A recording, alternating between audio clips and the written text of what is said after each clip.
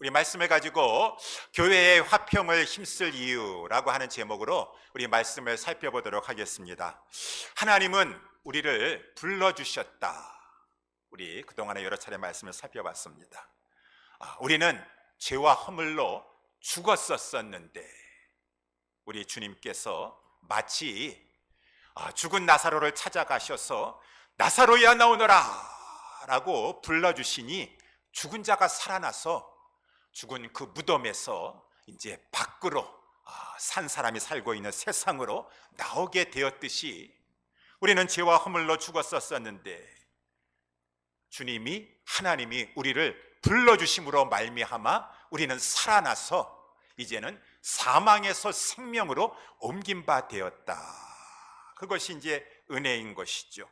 에베소서 3장까지 이러한 교리를 말씀하였습니다. 그래서 앞부분은 은혜다, 구원의 은혜요, 다른 말로 하면은 부르심의 은혜로다 라고 하는 것이에요. 그러면서 이제 4장서부터는 1절에 나와 있는 것처럼 너희가 이렇게 부르심의 은혜를 입었는데 어떻게 살 것인가, 어떻게 행할 것인가.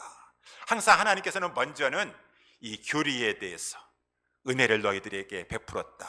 너희들은 은혜를 받은 자로서 이제 살아가는 동안에 너희의 삶을 어떻게 살 것인가 라고 하는 우리의 삶으로, 행동으로, 생활로 이어지게 돼 있어요.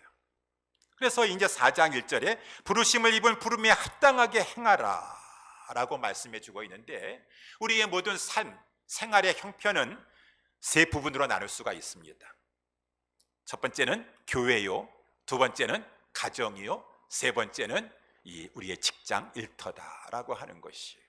목사님, 저는 가정이 first인데요 라고 생각하시는지 모르겠지만 우리 하나님의 말씀은 하나님은 항상 교회부터 말씀하세요. 그래서 에베소서 나중에 5장에도 보면은 가정에 대해서 부부간에, 부모와 자식 간에 그렇게 말씀해 주고 있기도 하고 또 일터에서 상정과의 관계를 말씀해 주고 있지만 항상 하나님의 순서는 교회가 먼저다, 교회의 중심이 돼야 된다 라고 하기 때문에 이제 4장 2절서부터 해가지고 하나님께서 그러면은 우리 부르심의 은혜를 받은 자로서 먼저는 교회에서 어떻게 우리가 삶을 살아야 될 것인가로 말씀해 주셨으니 한마디로 3절에 나와 있는 것처럼 평안에 매는 줄로 성령의 하나가 되신 것을 힘써 지켜라.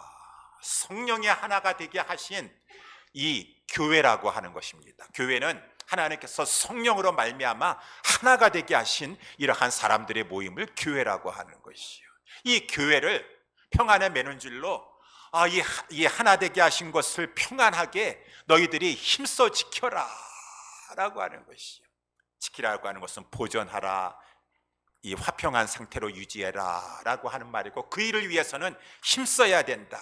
우리 지난번에 제가 잠깐 우리 3주 전에 이 본문의 말씀을 가지고 말씀했었는데 그때 힘쓰라라고 하는 말이 그냥 대충 힘쓰라라고 하는 말이 아니라 지대한 관심을 가지고 열심으로 교회의 화평을 이렇게 힘써야 된다라고 하는 그런 말씀이에요. 왜 꼭 그렇게 해야만 되는 것이죠? 내가 할 것도 많은데 교회의 화평을 위해서 지대한 관심을 가지고 내가 해야 될 그 이유가 무엇이겠습니까? 오늘 본문이 하나님께서 그 이유에 대해서 7가지씩이나 말씀해 주고 있어요. 그것을 우리가 이 교회의 화평을 힘쓸 이유라는 제목으로 우리 하나하나 살펴보도록 하겠습니다. 첫 번째는 몸이 하나이기 때문에 그렇다라고 이렇게 말씀해 주고 있어요. 이 몸이라고 하는 것은 교회를 말해 주고 있어요. 교회는 몸이 그리스도의 몸이요, 우리 교회는 한 몸이다라고 하는 것이에요. 우리 제가 지난번에 설교할 때 잠깐 예화를 드렸었는데 루푸스병이라는 병이 있다고 했습니다. 내 면역계가 외부에서 바이러스라든가 이러한 암세포라든가 어떠한 미생물이 들어왔었을 때는 그것을 막 싸워서 물리쳐야 되는데 이 면역계가 적군하고 싸울 생각은 하지 않냐고 아군하고 싸우려고 하면서 막 내 장기를 가지고 막 친다라고 하는 것입니다. 그 사람 그러면은 고통스러워 살 수 없습니다. 내 싸울 대상이 나가 아니라 적군인데 왜 자꾸 나를 치는 거야 라고 하면서 내 몸 안에서 내 장기를 가지고 이렇게 싸운다고 한다 그러면은 고통스럽고 그 사람은 존재할 수 없는 것처럼 우리 갈라디아서 6장에서 우리 주님이 말씀하셨어요. 만일 너희가 너희라는 것은 교회 안에서 서로 물고 먹으면 피차 멸망할 것이니라 라고 하면서 주님이 말씀하시기를 그러므로 오직 서로 사랑으로 종노릇하라 라고 말씀하셨어요. 그러니 한 몸이기 때문에 우리는 이렇게 서로 간에 뭐 다투거나 분쟁하거나 그럴 것이 아니라 이 평화로운 화평한 우리 교회로 되도록 힘써야 된다라고 하는 이유가 되는 것이죠. 두 번째는 성령이 하나이다 라고 이렇게 말씀해 주고 있어요. 성령님께서는 지금 교회 안에서 역사하고 계십니다. 역사라고 하는 것은 일을 하고 계신다라는 것이요. 성령님이 무슨 일을 하고 계시나요? 성령님께서 특별히 사람들을 중생시키시고 거듭나게 하시고, 성령님께서 중생한 사람들 속에 들어가셔서 성화시켜 주신다. 더욱더 성도 되게 하신 자를 정말 그 수준이 성도다운 이 말과 행동을 하며 살아갈 수 있는 그러한 수준의 사람으로서 성령님께서 성화시키는 일을 하신다라고 해서 성령님께서 우리 각 사람에게 들어가셔서 지금 다 일하시고 계시는데, 그 성령님이 저 안에 지금 계시면서 일하시고 계시는 성화시키시는 그 성령님도 그 한 분 성령님이시고, 여러분들 각자에 들어가 있는 성령님도 여러분들이 거듭나서 중생해서 성령님이 그 안에 계시다고 한다면은 다 우리는 똑같은 한 분 성령님이 일하고 있는 그러한 교회 가운데서 우리는 지금 생활하고 있다라고 하는 것이요. 그러니 한 분 성령님이 귀신들과 같이 무수한 존재들이 지금 막 다 각기, 제가 옛날에 이렇게 귀신 들린 청년의 집에 갔었는데 귀신 종류가 많더라고요. 보니까 뭐 함경도 귀신, 평안도 귀신, 막 그냥 팔도 귀신이 다 있더라고. 보니까 성령님은 한 분이시오. 팔도 귀신이 있으면 어디가 센가 해가지고 막 서로 싸울지 모르겠지만은 이 한 분이신 성령님께서는 이 특별히 하나 되게 하시고, 성령의 열매는 이렇게 이제 이 8-9가지 열매를 맺게 하시면서 사랑과 희락과 화평과 인내와 자비와 양성과 충성, 온유, 절제 다 하나 되게 하는 것이에요. 나도 성령이 있고 여러분들도 성령이 있으면은 성령님께서는 서로 교회를 하나가 되게 하시니 어찌 그 하나게 되신 성령 안에서, 교회 안에서 다툼이 있을 수가 있겠고 불화가 있을 수가 있겠느냐? 그럴 수는 없는. 우리 예수님도 마태복음 12장에서 말씀하셨어요. 아니, 우리 예수님께서 이제 이 귀신 들려가지고 지금 이 속용되고 이 말 못하는 벙어리 된 이 사람들이 데리고 와가지고 우리 예수님께서 귀신을 쫓아주셨어요. 그랬더니만은 그 자가 이제 보게 되었고 이제 말하게 되었습니다. 그래가지고 무리들이 놀라가지고 어찌 이런 일이 있느냐? 이는 바로 하나님이 보내시기로 하신 그 그리스도 메시아, 이 다윗의 자손이 아니더냐라고 하니까 바리새인들이 나와가지고 찬물을 쫙 끼얹으십니다. 다윗의 자손이 이게 무슨 다윗의 자손이냐? 저자가 이 바알세불, 이 사단을 힘을 의지하여 가지고 귀신을 내쫓은 것이니라 라고 이렇게 말씀했어요. 그때 예수님께서 하신 말씀이, 귀신들이든 이 어떤 나라든 간에 분쟁하는 나라 동네 집마다 다 황폐하여지고 서지 못할 것이니라.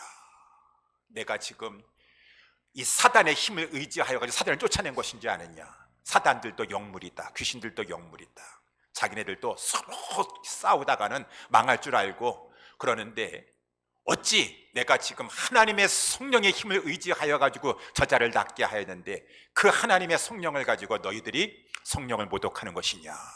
귀신의 세력이라고 말을 하고 있느냐라고 말씀하시는 것처럼, 분쟁하고 이 다투는 그러한 나라든지 동네든지 집이든지 다 황폐해지는 것밖에 없고 무너지는 것밖에 없다라고 하는 것입니다.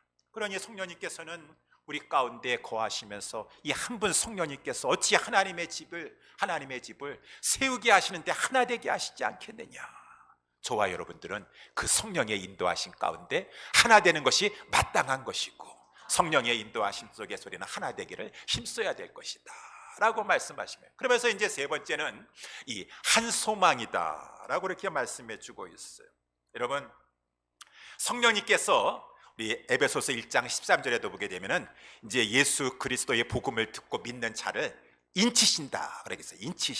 인치신다라는 것은 그 안에 내주하신다라는 것이에요. 내주하시는데 그것을 왜 인치신다라고 말하고 있습니까? 이 두 가지 점을 생각해 봤었을 때, 첫 번째는 여러분, 마치 우리들도 여러분 공증해 보신 적이 있으세요? 저 노터리 이렇게 하는 데 가가지고 공증 받아오라 그래가지고 거기에 지금 이렇게 인장을 받아가야 됩니다. 그래가지고 본인이 맞는지 내 서명이 정말 저기 한지 진위를 파악한 다음에 딱 그 인장을 찍어주는 것처럼 성령님이 그 산에 거하다라고 하는 것은 하나님께서 성령을 통하여서 너는 내 자녀가 맞도다라고 인쳐주시는 것이요, 확증시켜주시는 것이요. 그런 의미를 가지고 있는 것이고, 또한 성령님이 그 안에 계신다라고 하는 것은 성령님은 보증해 주시는 분이시다라고 이렇게 또한 에베소서 1장 14절에도 말씀해 주고 있는데, 그것을 가지고 He is a deposit guaranteeing our inheritance 라고 이렇게 말씀해 주고 있어요. 그러니 디파짓, 여러분 100만 불짜리 집을 살려고 합니다. 집을 살려는데 디파짓 해야 된다 그래. 20% 디파짓 해가지고 20만 불 디파짓 해야 된다 그래. 그래가지고 그래서 20만 불 디파짓 해가지고 나중에 이제 100만 불짜리 집, 그 계약금, 잔금 다 치르게 될 것이고 이제 그 집을 사서 누리게 될 것입니다. 근데 성령님이 보증이시래요. 우리가 지금 이제 하늘의 기업을 얻을 것인데 우리가 디파짓 해야 되는데 그 디파짓 할 금액까지도 다 하나님께서 성령으로 주셨어요. 성령님이 디파짓이에요. 그러니까 보증이 되신다라는 것이에요. 개런티 해준다라는 것이에요. 이 디파짓이 되시는데, 이 성령님, 디파짓하는 성령님을 또 다른 말로 하면은 로마서 8장 23절에는 처음 익은 열매라 그랬어요. 처음 익은, 우리 여기 성도님 중에서도 처음 익은 열매를 가지고 목사님 한번 맛보세요 해가지고 주시는 분들이 계시더라고요. 그래가지고 맛있구나라고 이렇게 했었었는데, 이 처음 익은 열매, 로마서 8장 23절에 성령의 처음 익은 열매를 받은 우리까지 속으로 탄식하여 양자될 것 곧 우리 몸의 구속을 기다리나니 라고 하는 것이요.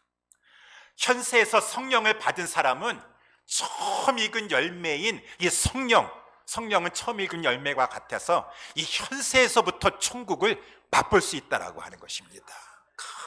하나님 나라는 의와 희락과 화평이라고 하였는데, 성령을 통하여서 처음 익은 열매와 같은 성령으로 말미암아 천국을 이 땅에서 테이스트 맛본다 그 말입니다. 근데 맛보는데 너무 좋은 거예요.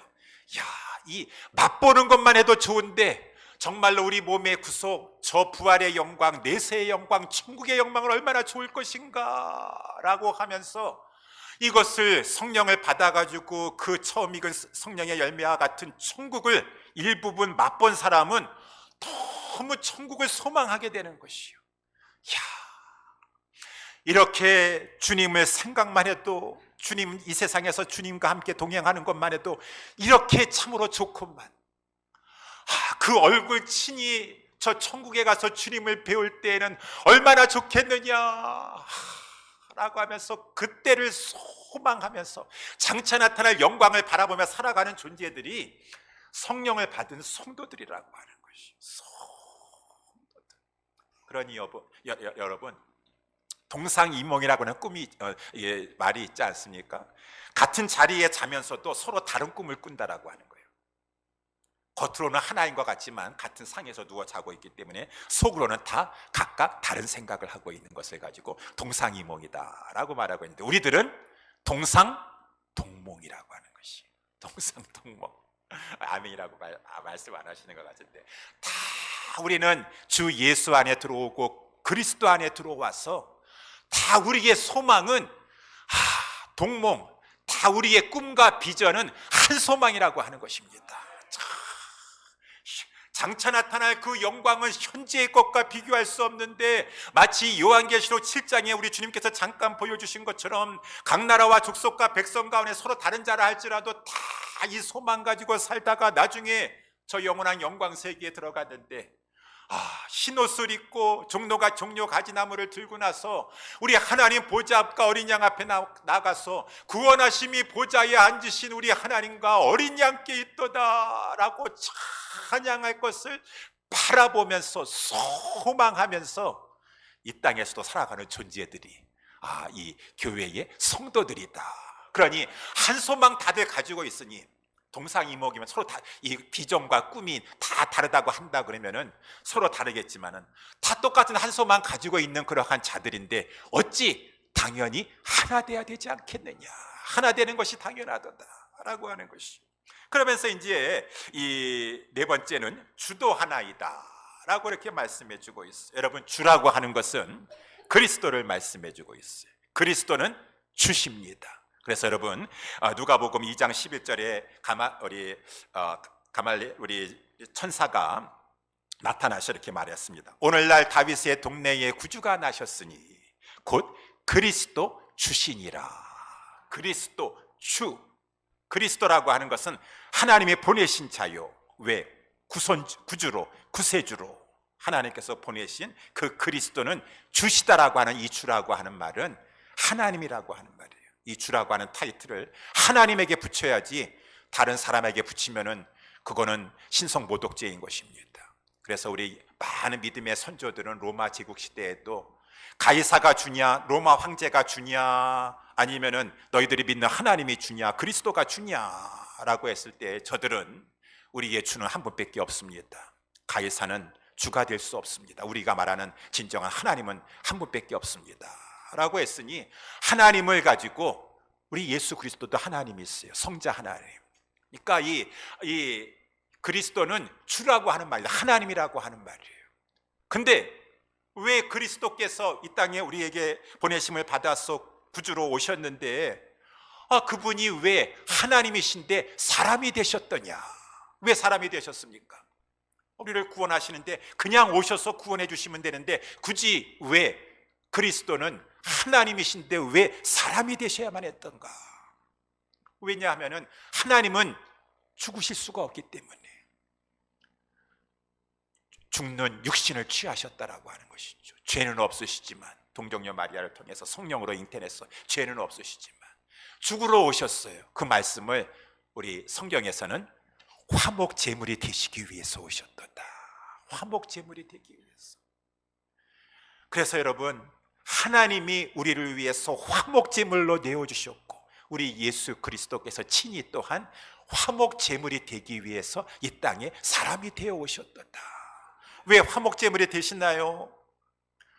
우리는 죄로 말미암아 하나님과 화목하지 못하고, 그러므로 말미암아 우리 에베소서 2장에 나와 있는 것처럼 본래 우리는 죄로 말미암아 하나님의 진노의 자녀, 진노를 받을 수밖에 없고 심판받아 영원한 멸망에 들어갈 수밖에 없는 우리들을 위해서 대신 제물이 되어 주시기 위해서 화목해 주시는 제기, 내가 대신 이 모든 인간들이 받아야 될 그 죄값을 다 받겠습니다. 내가 다 담당하겠습니다. 나를 심판해 주시고 나에게 벌을 내려 주시옵소서. 그러한 화목 제물이 되기 위해서 우리 하나님이 친히 인간이 되셨도다, 사람이 되셨도다. 그리고 우리 예수님께서는 하나님의 뜻과 우리 오신 목적이 합하게 십자가에 오르셔서 정말로 우리가 받아야 될 그 모든 죄짐을 지시고 하나님의 그 무서운 진노의 저주의 잔을 다 받으셨어요. 테텔레스타이, 다 이루었다, 다 화목 제물이 되어서 화목케 하는 사명을 감당하기 위해서 내 생명 아버지께 드리며 다 피 흘림이 없으면 사하심이 없는데 다 죄값인 피값을, 보혈의 피값을 다 흘렸도다. 우리 예수님은 이렇게 우리를 사랑하여 주셨어요. 화목 제물이 되어 주시기까지. 여러분 관계도 없는 사람에게, 특별히 아주 원수들입니다, 지금 막 욕하고 조롱하고 난리 났습니다, 그러한 자들을 위해서까지 화목 제물이 되어 주실 수 있으세요? 우리 예수님은 사랑하셨어요. 사랑은 율법의 완성이라고 하셨어요. 율법에 말하는 의를 다 이루셨어요. 사랑으로 의를 다 이루셨어요. 하나님이 그 예수 그리스도, 죄는 없으시지만 다른 사람의 죄를 위해서 생명 내어주시면서 그 사랑으로 의를, 율법을 다 이루신 우리 예수 그리스도를 사망 권세를 파시고 의로운 자를 우리 예수 그리스도께서 부활시켜 주셨어. 우리 예수 그리스도는 우리 빌립보서 2장 9절 10절에 나와 있는 것처럼 하나님께서 그를 지극히 높이시사 부활 승천시키시고 하나님 보좌 우편에 앉히셔서 이제는 그 모든 사람으로 하여금 그로 하여금 주라 칭하게 하여 주셨어. 모든 입으로 그 앞에 주라 시인하게 하시고 그 앞에 주 앞에 무릎 꿇게 하셨도다. 그래서 우리 주 예수 그리스도는 이전에도 주셨지만 이 십자가에서 화목 제물 되어 주시고 부활 승천하심으로 말미암아 주가 되셨도다라고 하는 것은 주 이전에도 주이셨지만 하나님이셨지만 다시 한번 부활 승천 이 사건을 통하여서 확인시켜 주신 것이에요. 모든 사람들에게 레코그나이즈 시켜 주신 것이에요. 진정으로 그는 주시도다. 진정한 하나님이셨는데 이 땅에 내려오신 분이시고 우리 죄를 대속하시고 지금은 이제 하나님 보좌 우편에서 하늘과 땅의 모든 권세를 가지고 다스리시는 대주제이시도다라고 하는 것을 부활 승천을 통하여서 확증시켜 주셨는데, 여러분 우리 주님이 그래서 살아셔서 지금 이제 하늘 보좌 우편에서 하늘과 땅의 모든 권세를 가지고 다 다스리시고 계시는데, 특별히 교회의 머리가 되어서 교회를 다스리시고 계시는데 누가 그 주님 앞에 주님의 말씀 순종하지 않겠다고 하겠습니까? 우리 빌립보 교회에도 보니까 바울을 돕는 두 부녀자가 있었다 그래요. 힘써 바울을 돕는 유오디아와 순두계. 근데 둘이 같이 사역하다가 무슨 일인지 모르겠는데 둘이 좀 이렇게 마음이 상한 것 같아요. 그래가지고 둘이 이렇게 불화하여가지고 말도 안 하고 그랬었나요? 그랬지만은 우리 하나님께서 바울을 통해서 이 말씀하십니다. 내가 유오디아에게 권하고 내가 순두계에 권하느니 너희들 주 안에서, 주 앞에서 주 안에서 너희들 서로 하나가 되라. 그런데 유오디아가 주님 지금 어떻게 된 사연인지도 모르시고 저 상처받았어요. 아무리 주님이 저는 주님이고 뭐고 없어요. 저는 상처받았기 때문에 나는 순두계하고는 나는 화해할 수 없습니다. 주님보다 더 위시오. 주님이 하늘과 땅의 모든 권세 나를 위해서 죽기까지 하시면서 주가 되셔가지고 대주제자가 되셔서 바울을 통해서 명령하시는데 무슨 사연인지 모르겠지만 그 성경 말씀 안 하고 있습니다.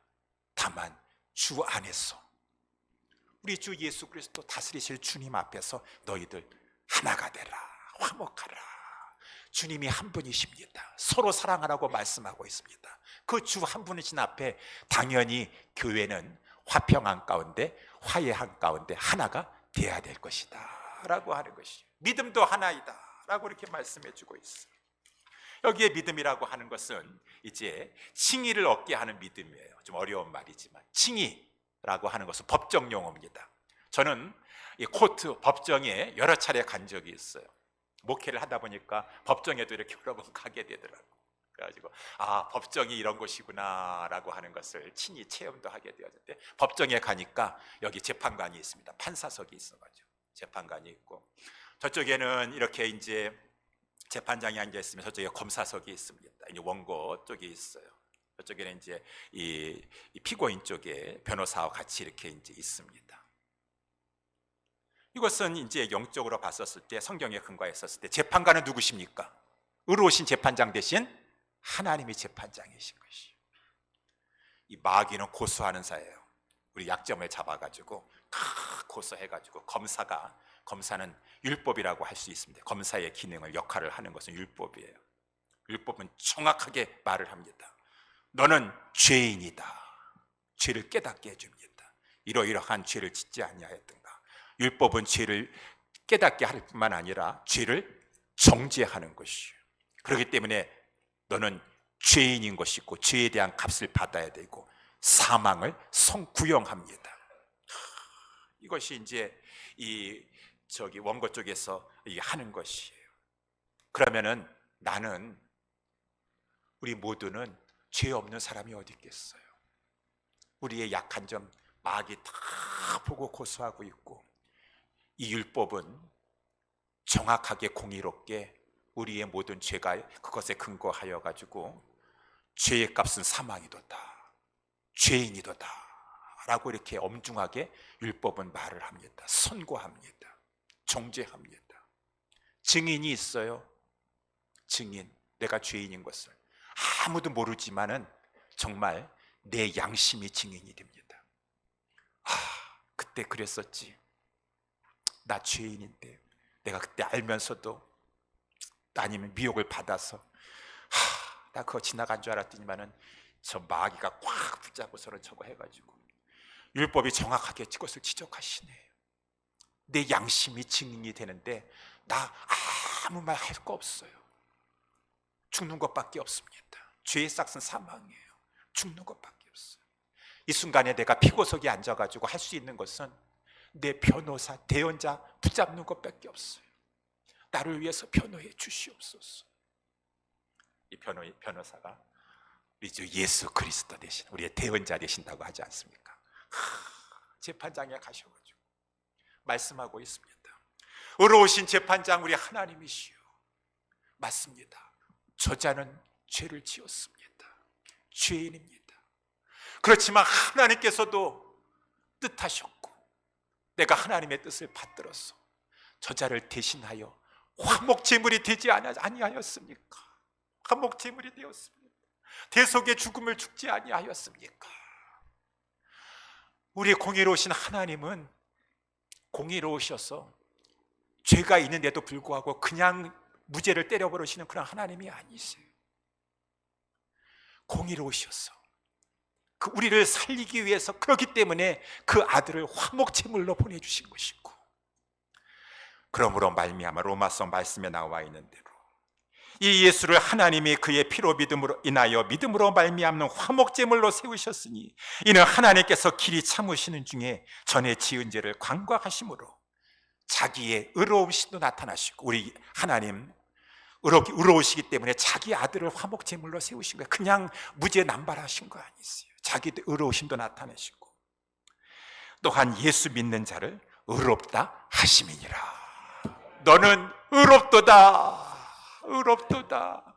예수 그리스도를 변호사로 대언자로 믿고 의지하는, 회개하고 예수 그리스도를 간절히 의지하는 그 자에게 칭의하여 주신다라는 것입니다. 법관이 되어서 너는 무죄하다. 무죄하던 정도라고 아니라 예수님의 의를 믿는 자에게는 정가시켜 주셨어. 아브라함도 아무 공로 없다 할지라도 밤하늘에 무수히 많은 별을 보니까 창세기 15장 6절에 아브라함이 내 자손이 이와 같을 것이라고 하는 것을 믿기만 하였더니 이를 하나님께서 의로 여겨주셨다.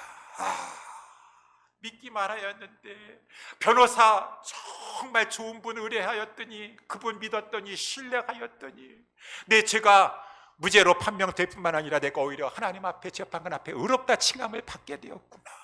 여러분, 저나 여러분 다들 한국 사람이든 미국 사람이든 중국 사람이든 일본 사람이든 아프리카 사람이든 다 이 믿음 가지고 하나님 앞에 의롭다함을 받게 되었으니 한 믿음이라고 하는 것입니다. 한 믿음이라고 하는 것이죠. 똑같은 하나님의 믿음의 법이라고 그랬습니다. 자랑할 데가 어디 있느냐? 있을 수 없느니라. 무슨 법이로냐? 행위로냐? 아니, 믿음의 법이로니라. 우리 다 동일한 믿음의 법을 했으니 자랑할 것도 없고요, 서로 대조할 것도 다 우리 죽어 마땅한 자들입니다. 근데 우리 변호사 되신 대언자 되신 예수 그리스도로 말미암아 우리 하나님께서 화목제물로 그 아들을 내어주심으로 말미암아, 그러니 다 그 믿음으로 말미암아 구원받은 사람들은 너무나 감사하여 하나님의 뜻 가운데 하나 될 수밖에 없다. 서로 하나님의 뜻 가운데 하나 되었다. 여섯 번째도 우리 세례도 마찬가지예요. 세례도 하나이요 라고 해요. 이 세례라고 하는 말은 세례라고 외형적인 물세례냐 아니 세례를 받아야 되냐 침례 받아야 되냐 그거를 말하는 것이 아니라 내면적인 의미를 말해주고 있는데, 내면적인 의미는 세례라고 하는 것은 예수 그리스도께 속한다라고 하는 의미를 가지고 있어요. 속한다. 그래서 우리 고린도전서 10장 1, 2절에 보게 되면은 이스라엘 백성들이 출애굽할 때에 모세에게 속하여 구름과 바다에서 세례를 받았느니라 라고 하는 그런 말씀이 나와 있어요. 우리가 잘 알다시피 출애굽기 14장에 보게 되면은 지금 이제 막 이 앞에는 홍해바다요, 뒤에서는 바로의 군사들이 바로가 막 철병거 600승을 가지고 죽이려고 달려오고 있습니다. 막 그러한 상황 가운데 모세는 하나님 앞에 기도하고 있는데 하나님께서 말씀하셨습니다. 모세야, 이제는 너는 일어나서 이 백성으로 하여금 나아가게 하라 라고 이렇게 말씀하셨어요. 그래가지고 모세가 일어나가지고 백성들로 하여금 아직 홍해가 갈라지지도 않았는데 다 여러분들 장막을 거두고 홍해 쪽을 향해서 나아가라 라고 이렇게 말을 했어요. 그랬더니만은 앞서 있었던 하나님의 사자가 뒤로 가는데 이 이스라엘 백성들 뒤로 가니까 이 구름 기둥 또 쫓아가가지고 뒤로 가가지고 구름 기둥에 섰는데 한쪽에는 캄캄한 구름이요, 한쪽에는 밝은 구름이 돼가지고 캄캄한 구름, 저 이 밤쪽에 있는 이 애굽의 군사들이 이 이스라엘 백성들이 가까이 오지 못하도록 다 구름 기둥이 막아주는 것 가운데 이제 모세가 이제 이 손에 있는 지팡이를 가지고 바다를 가리키니까 물이 갈라져 가지고 육지가 드러나게 되면서 하나님께서 동풍을 불어오셔가지고 막 그 바닷물을 말리시면서 걸어가게 하시는데 모세가 자 하나님이 갈라주셨도다, 자 이 홍해를 통과해 나아가자. 모든 이스라엘 백성들이 어떻게 그때는 다 원팀이 되었어. 모세에게 속하여 가지고 그냥 지금 뭐 정신 없습니다, 이것이 웬일이냐 하면서 모세의 말을 따라서 모세의 영도하에, 모세에게 속하여 모세의 지도하에서 홍해를 건너가게 되어가지고 저들이 바다를 통과하게 되었으니 그것이 바로 세례다라고 이렇게 말씀해주고 있죠. 고린도서 10장에서 보니까 세례다라고 말씀해주고 있다라고 하는 것입니다. 이렇게 모세에게 속하여 세례를 받았다라는 것처럼 이것은 앞에 이것을 예표하는 것이죠. 우리는 세례를 받는 것은 예수 그리스도께 속한다. 나는 예수 그리스도께 속하여서 예수 그리스도가 주가 되시고 예수 그리스도의 영도하에 예수 그리스도의 지도하에 사는 자가 된 것이다. 나는 세례받아서 예수와 함께 죽었고 예수와 함께 살았으니 이제는 내가 산 것이 아니요 오직 나의 진정한 주가 되시고 영도자가 되시는 예수께 속하여 사는 자들이다 라고 하는 것이 세례의 내적인 의미라고 하는 것입니다. 그러면은 이제는 내가 예수와 함께 죽고 예수와 함께 살았다고 하는데 예수님이 서로 사랑하라고 하는 이 교회 안에서 내가 사랑하지 못하고 서로 미워하고 서로 불화한다라고 한다 그러면은 그것은 하나님의 뜻이 아닐 것입니다. 세례는 똑같이 하나인 것입니다. 세례 받으셨습니까? 예수님에게 속하셨습니까? 그러면은 세례가 하나이니 여러분이 받은 세례와 내가 받은 세례 우리 모두 다 똑같은 세례 받았습니다. 우리는 마땅히 서로 하나가 되는 것이 당연한 것이다, 마땅한 것이다 라고 하는 것이. 그래서 이제 마지막으로 이제 하나님도 하나이시니 라고 하는 것이, 하나님도 하나님, 하나님은 한 분이시죠. 그러니 얼마나 감사한지 모르겠어요. 우리가 섬겨야 될 하나님이 여러분 계시면은 그 비유 다 맞추기 힘듭니다. 신앙생활하기 힘듭니다. 하나님은 한 분밖에 없어요. 우리는 다 하나님 앞에 나아가, 하나님은 이 사람에게 이렇게 말하고 저 사람에게 저렇게 말하시는 분이 아니세요. 동일하십니다. 변치 아니하시는 분이십니다. 동일한 행동 요구를 하십니다. 그러니까 우리는 신앙생활하기 하나가 될 수가 있는 것이요. 특별히 하나님은 만유의 아버지시오, 모든 피조물의 아버지이시기 하지만 특별히 여기서는 우리 신자들의 성도들의 우리 아버지가 되어주셨어. 우리 가운데 함께하고 계시고 있습니다. 우리 위에서 다스리시고 계십니다. 거느리고 계십니다. 아버지로서 부양해 주시는 것처럼 다스리면서 우리를 책임져 주시면서 인도하고 계시는데 특별히 만유를 통일하신다. 우리 지난번에 통일 살펴봤습니다. 통일이라고 하는 하나님이 지금 최종의 목표는 통일이에요. 만물을 다 통일은 회복시키는 거라고 하였습니다. 지금 이 나라는 이 모든 피조 세계는 다 지금 죄로 말미암아 이 본래의 모습이 회상됐어요. 부패한 것입니다. 근데 이제 하나님께서 교회를 통하여서 복음을 증거하게 하시고 하나님의 백성 아들들이 다 이제 구원받아서 우리 주님 재림하실 때 나타나게 된다고 하면은 이 썩어짐의 종로를 타고 있던 이 피조 세계들도 다 이제는 죄로부터 속에서 벗어나가지고 회복되게 될 것이에요. 그래서 이 이사야서 11장에 우리 이사야 선지자가 이제 그때를 바라봤을 때 그때에는 어떻게 됩니까? 이리가 어린 양과 함께 거하고 표범이 어린 염소와 함께 누우며 평화의 나라, 서로 싸우지 아니하고 진정한 화평한 나라가 되는데 이 계획을 가지고 이 만유를 통일하는 계획을 가지고 특별히 교회들을 붙잡고 우리 주님께서 지금 온 천하에 복음이 전파되게 하시고 믿는 하나님의 아들들이 나타나게 하시는데 진작 교회가 우리 하나님은 통일되게 하시는 것이 화목하게 하셨어.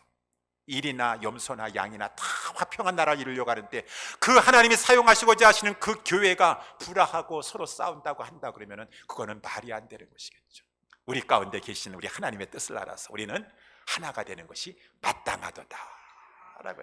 이렇게 교회의 화평을 우리가 힘써야 될 이유는 7가지 완전수 다 얼마든지 많다라고 하는 것이, 당연하다, 화평한다는 것이 당연하다라고 하는 것이. 근데 오늘 본문의 말씀을 살펴봤지만, 우리 이 4절서부터 살펴봤지만 이렇게 하나이요 하나이요 하나이요가 7번 나오고 있습니다. 몸이 하나이요, 성령이 하나이고, 소망이 하나이고, 주도 하나이고, 믿음도 하나이고, 세례도 하나이고, 하나님도 하나이시니. 그냥 좀 간편하게 했으면 좋겠다. 요즘 스피드 시대인데 무슨 몸이 하나이요, 성령이 하나이요, 소망이 하나이요, 주도 하나이요. 이렇게 딱 하지 말고 그냥 몸, 성령, 부르심, 주, 믿음, 세례, 그리고 하나님도 하나이요 라고 하면은 간단한 걸 가지고 몸이 하나요, 성령이 하나요, 왜 하나를 7번씩이나 바쁜 세상에 이렇게 반복하시는 거예요? 여러분, 이걸 가지고 영어로는 리던던시가 아닌가라고, 이렇게 리던던시, 불필요한 반복이라고 하는 것입니다. 요즘 세상에 이렇게 반복하면 싫어합니다. 근데 하나님 모르셔가지고 이렇게 하셨을까요? 여러분, 성경을 깊이 연구해 보면은요, 1.1의 길에가도 다 하나님의 뜻이 있으신 것이에요. 그러면 하나님께서 왜 이렇게 리던던시, 불필요하게 그냥 똑같은 말을 반복하시고 7번 하셨는가? 그만큼 하나가 되어야 된다는 것을 반복하면서 강조하시는 것이라는 것입니다. 충분한 이해가 있다. 그러니 이 크고도 충분한 이해를 너희들이 항상 바라보면서, 사소한 것 있다 할지라도, 우리는 피부색이 달라서요, 그 사람의 출신 배경이 달라가지고요, 그 사람은 좀 생각하는 게 달라가지고요, 다른 것 자꾸 사소한 것 생각하지 말고, 이러한 하나님께서 말씀하신 큰 중요한 것들이 다 하나인 것이니 너희들도 하나 되는 것이, 화평한 것이 마땅하지 아니한가. 우리는 사소한 것에 매여가지고 큰 것을 바라보지 못하면서 불화하는 경우가 얼마든지 있을 수가 있어요. 그래서 여러분, 최용덕이라고 하는 그러한 복음성가 가수가 있어요. 낮엔 해처럼 밤엔 달처럼 나의 등 뒤에서, 우리 좋아하는 복음성가 옛날에 많이 작곡하신 분이 있어요. 교회 집사님이셨을 때 그분이 또한 이 내가 먼저 손 내밀지 못하고 라고 하는 그런 복음성가를 또한 이렇게 작곡하셨어요. 작곡하셨어요. 그런데 거기에 사연이 있다라고 하는 것입니다.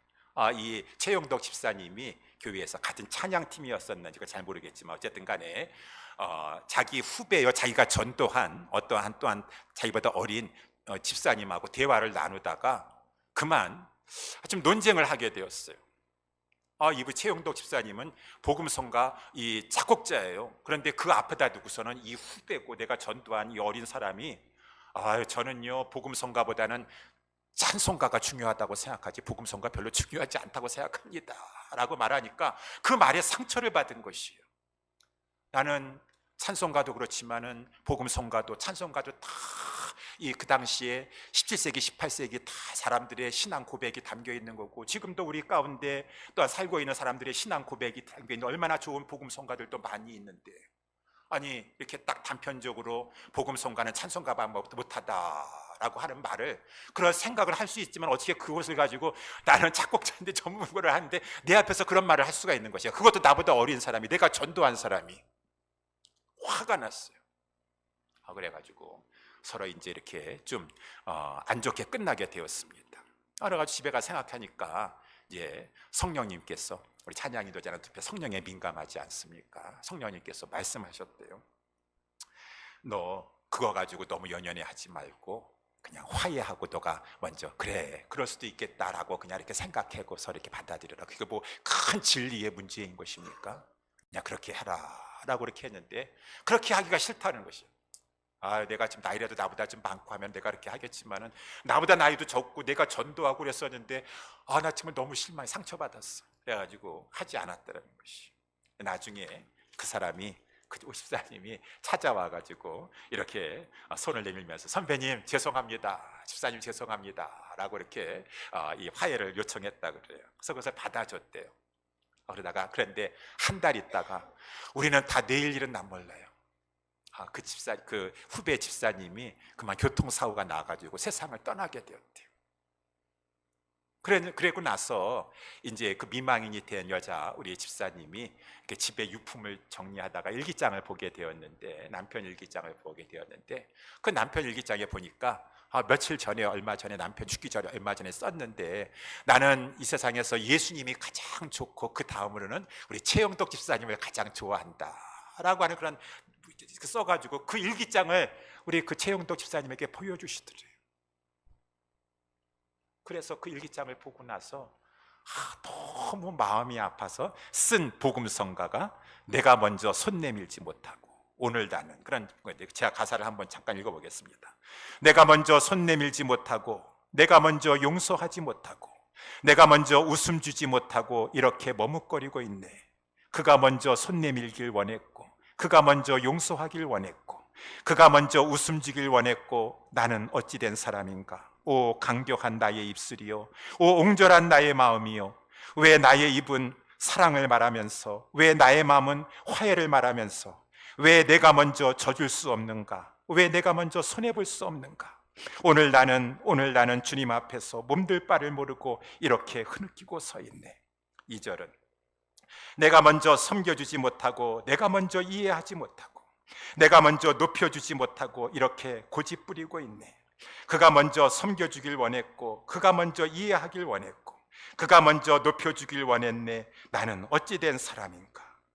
그러면서 또한 오 추악한 나의 욕심이여, 오 서글픈 나의 자존심이여, 왜 나의 입은 사랑을 말하면서, 왜 나의 맘은 화해를 말하면서, 왜 내가 먼저 져줄 수 없는가, 왜 내가 먼저 손해볼 수 없는가. 오늘 나는 하면서 주님 앞에 회개하는 찬양을 했다라고 하는 것입니다. 살아가는 동안에 우리의 삶 속에서, 모든 관계 속에서, 특별히 우리 주님이 교회 안에서 성령이 하나가 되게 하신 것인데, 주님의 핏값으로 그 우리 성삼위 하나님과 그 모든 귀한 것으로 하나가 되는데, 여러분 아까도 장로님 기도하셨고 4장 2절에 나와 있는 것처럼 내 주장 관철시키고 꺾고 내가 상대방보다 저거 해야 되겠습니까?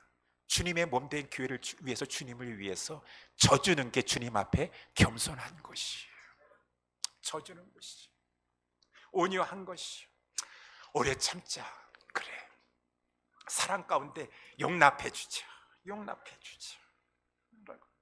그래서 우리 하나님께서 이렇게 말씀하시고 부탁하시고, 우리 주님의 핏값으로 사신 교회가 화평해야 되지 않겠느냐. 내가 좀 자존심 상하고 낮아지는 거 그거 문제가 되지 않는다. 화평을 위해서라면 그것이 다 주님을 위해서 자기를 부인하고 십자가를 친 겸손함이에요. 희생이에요.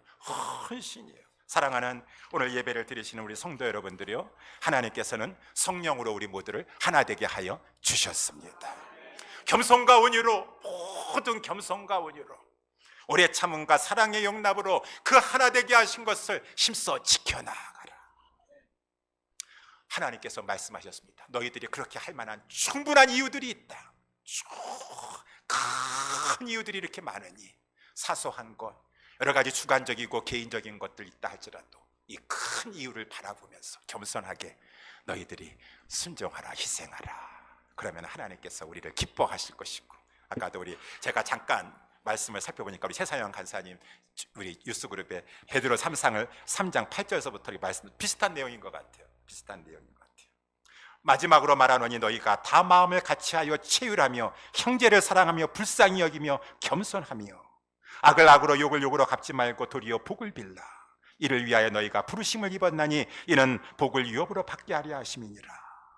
이렇게 하면은 여러분, 주님께서 우리에게 축복해 주시는데, 주의 눈은 의인을 향하시고 그의 귀는 저희 간구에 기울이시되 주의 낯은 악행하는 자들을 향하시느니라 하였느니라 라고 이렇게 말씀하고 있습니다. 우리 서로 살아가는 동안에 특별히 우리의 중요한 영역 교회에서 화평케 하나 되게 하신 것을 화평하며 살아가기에 힘쓰시는 우리 모두가 될 수 있게 되기를 예수님의 이름으로 축원합니다. 기도하겠습니다.